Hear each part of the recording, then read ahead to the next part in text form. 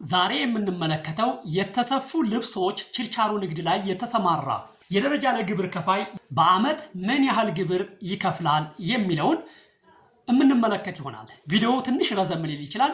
እስከ መጨረሻው ድረስ ተከታተሉት። የተሰፉ ልብሶች ችርቻሮ ንግድ ላይ የተሰማራ ግብር ከፋይ በአመት 300 ቀን ይሰራል ተብሎ ነው የሚጠበቀው። ስለዚህ በ2017 ይሄ ግብር ከፋይ 1500 የቀን ገቢ ቢገመትለትና በ300 ቀን ሲባዛ 450 ሺህ ብር ይሰራል ማለት ነው።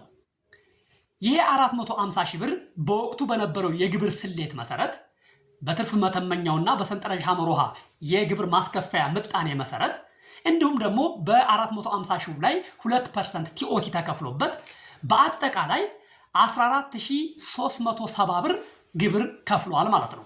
መቼ? 2017። ታዲያ 2018 ይሄ ግብር ከፋይ እንዴት ነው ግብር የሚከፍለው? 2018 ላይ የሚከፍለውን ግብር ለማወቅና አጠቃላይ የገቢውን ግምት ለመተንበይ 2017 ላይ የከፈለው ግብር 14370 ሲካፈል ለአጠቃላይ የሽያጭ ገቢው ለ450 ሺህ ብር ሲሆን ስንት ይመጣል? 3% ይመጣል። 3% ይመጣል። ይችን ያዙልኝ።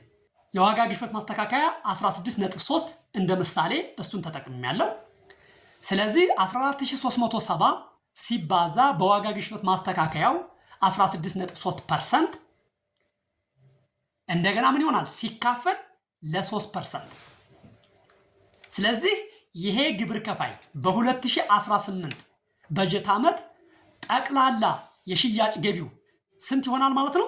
557077 ብር ይሆናል ማለት ነው። ስለዚህ ይሄ 557077 ብር በአዲሱ የደረጃ ለግብር ከፋዮች የግብር ማስከፈያ ሰንጠረዥ መሰረት 5% ላይ ያርፋል።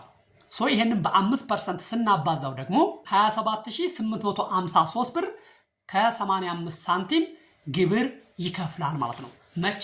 በ2018 በጀት ዓመት። የቀይ መስቀል፣ የጽዳት፣ የትረስት ፈንድ፣ የአደጋ ስጋት ሲጨማመሩ ደግሞ ወደ 31 ሺህ ብር አካባቢ ግብር ይከፍላል ማለት ነው። ይህንን መረጃ ለሌሎችም እንዲደርስ ሼር፣ ኮፒ ሊንክ አድርጉት። ቤቱን ፎሎው አድርጉ። አመሰግናለሁ።